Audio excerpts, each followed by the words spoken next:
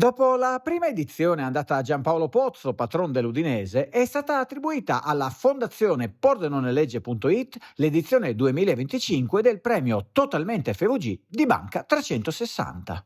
Beh, un momento felice per Pordenone e un momento felice anche per Banca 360, perché è il secondo anno che diamo questo premio totalmente FVG, che ha un significato importante, significato poi che diventa una fotografia, una pagina di un libro, un segno che deve rimanere proprio a tutti quegli enti, quelle persone che hanno dato molto a questa regione, e Pordenone Legge sicuramente in questi anni ha dato il nome della regione a livello regionale, nazionale, ma anche internazionale.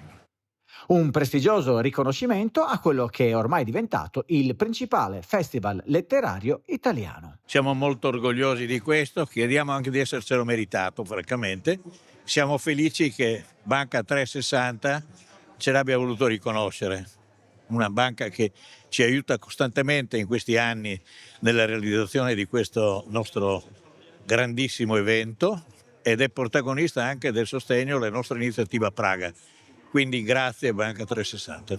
La cerimonia ha preceduto l'interessante Lectio Magistralis di Massimo Recalcati, La luce e l'onda. Che cosa significa insegnare? Il maestro oggi non gode di buona stampa, non ci sono più maestri, sembra essere un oggetto estinto, ma la parola del maestro è una parola che porta la luce.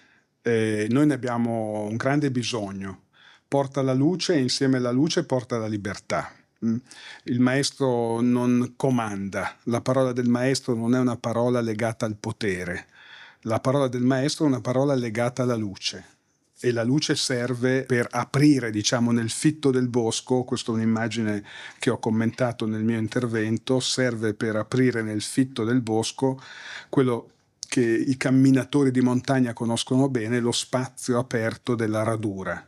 Noi abbiamo bisogno di spazi aperti.